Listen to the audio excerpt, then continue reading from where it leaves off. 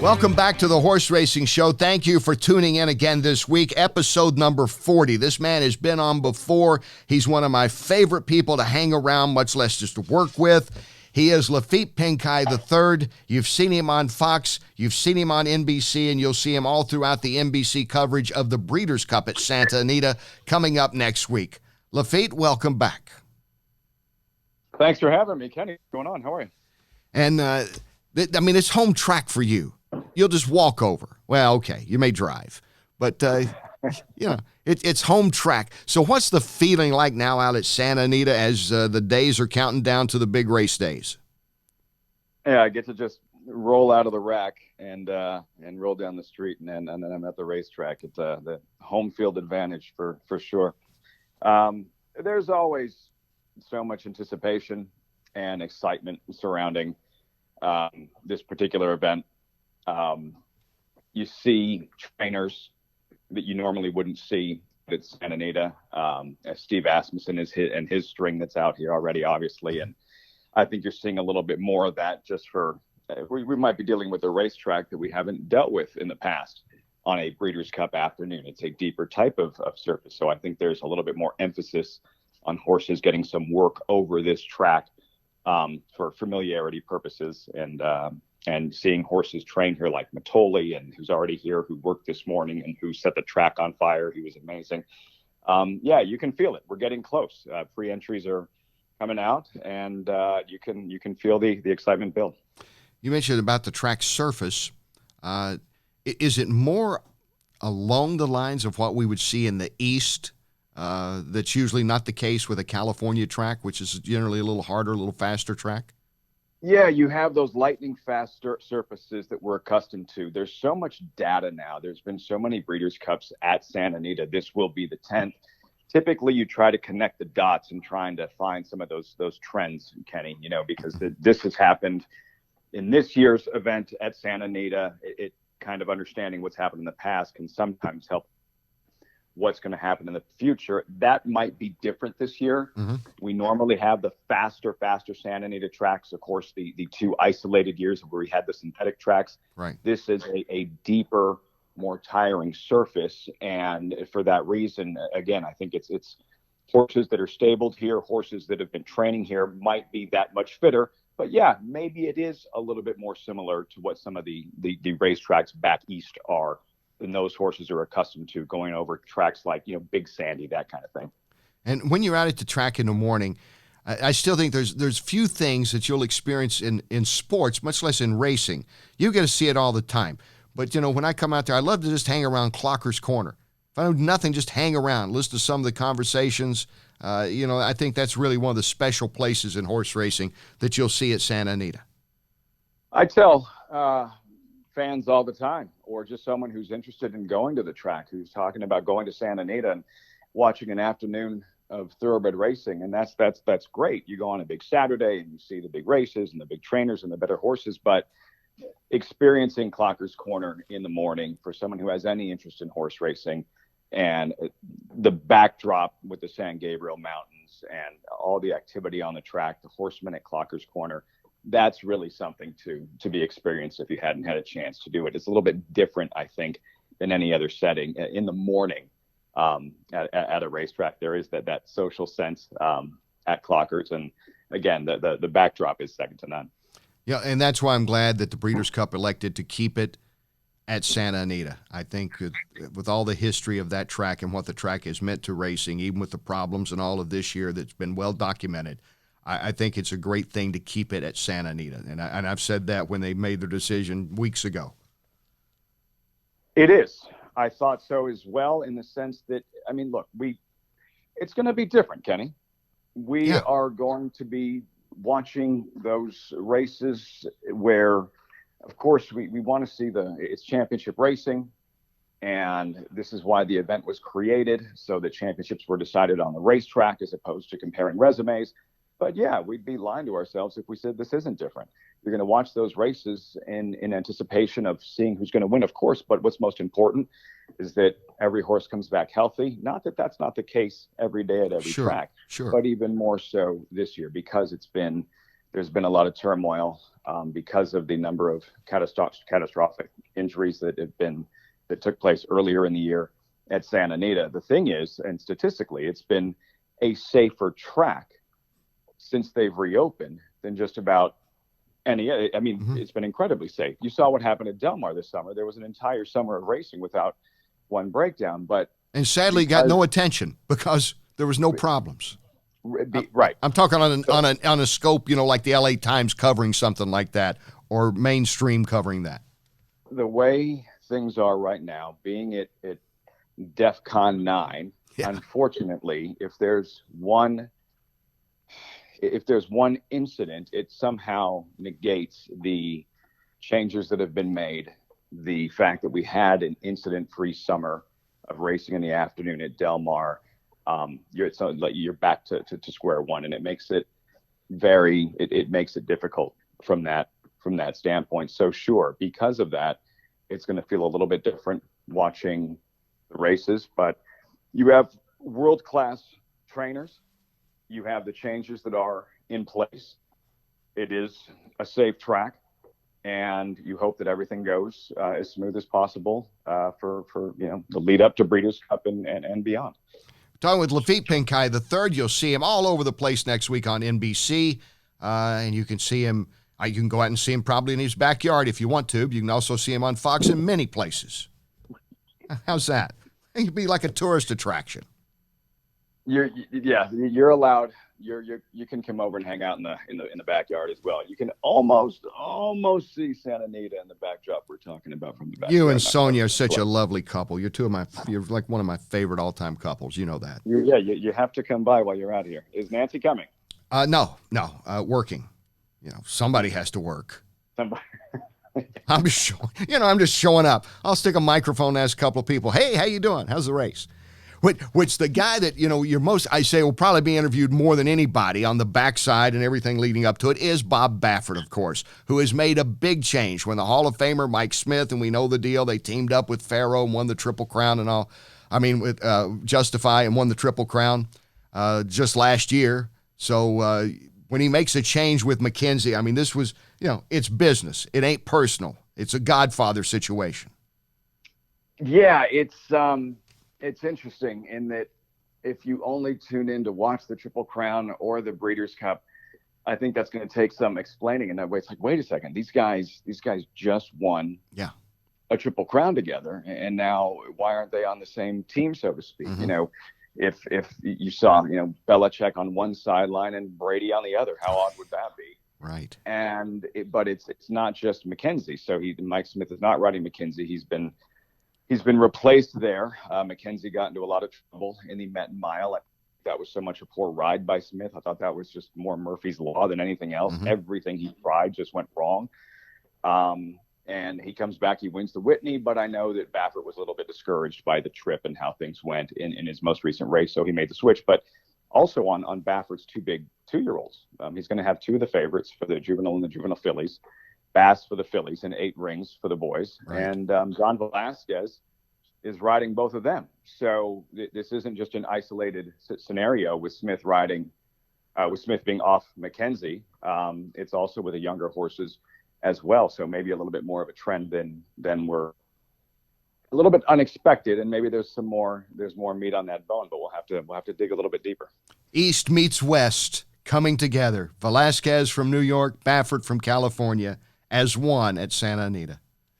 So they've won a combined, I think, Kenny, it's 31 Breeders' Cup races. Yeah. Velasquez and Baffert, multiple Kentucky Derbies. They're both in the Hall of Fame, and they've never won a Breeders' Cup event together. Now, mind you, a lot of that has to do with the fact that, John Velasquez being first call for Todd Pletcher. Right. Pletcher trains a lot of the same type of horses that Baffert does. It's the 2-year-olds, it's the sprinters, primarily on dirt.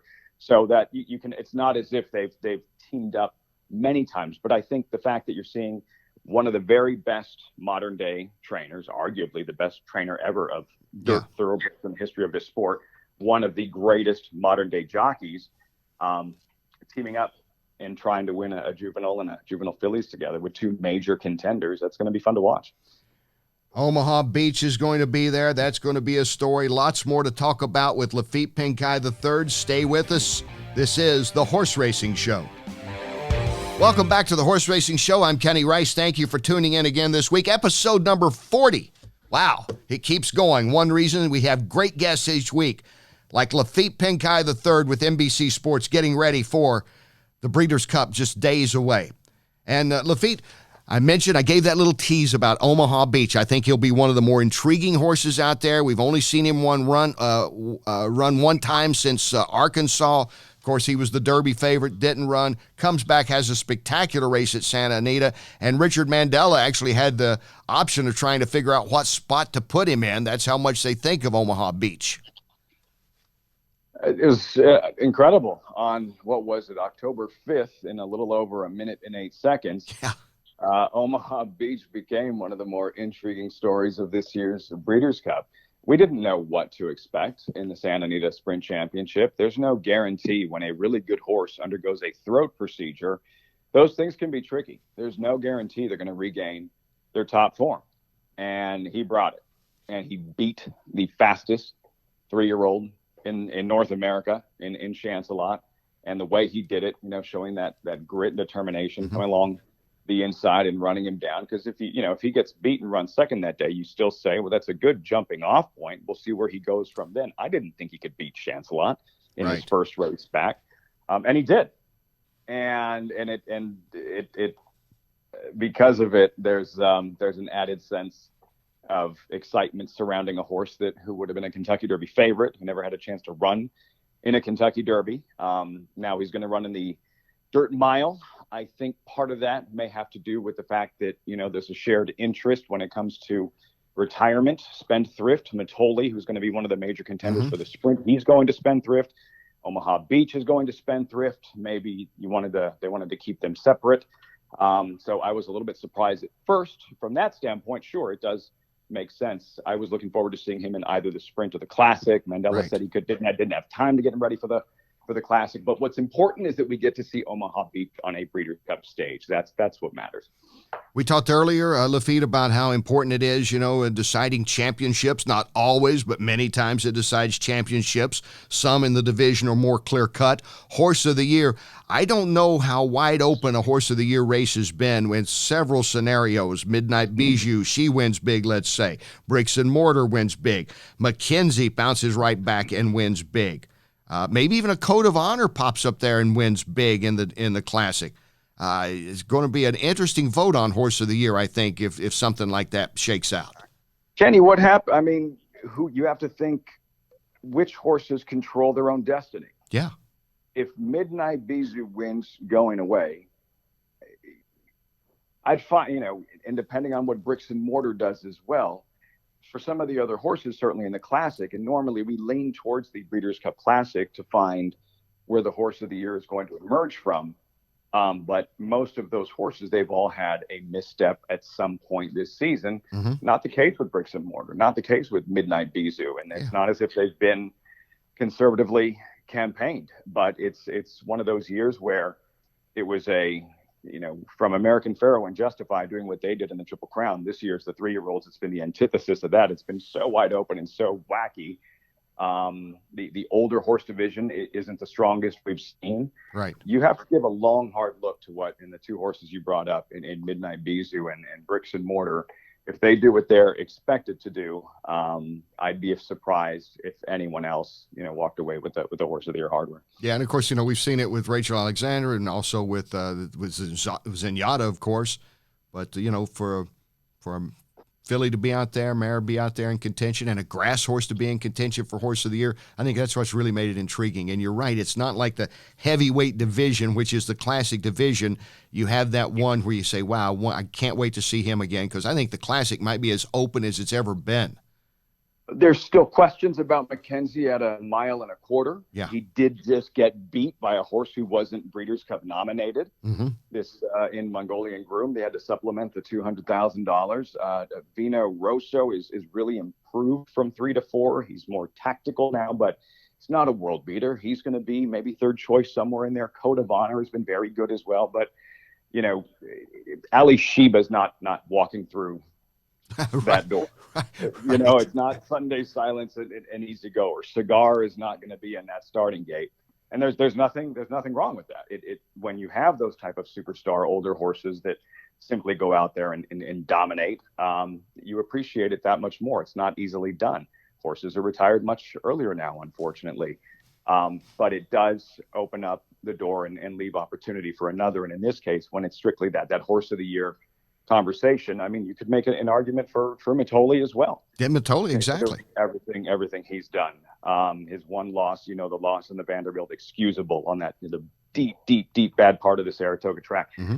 He's been incredible. One of the most exciting racehorses in training in Mitole. So we don't have that great older horse, but it's been a good year when you look at a Bricks and Mortar and Midnight Bisou and Mitole, and that's why this championship stage was designed, to watch them, to have a place for them to compete towards the end of the year and really go out there, test their mettle, and earn their stripes again.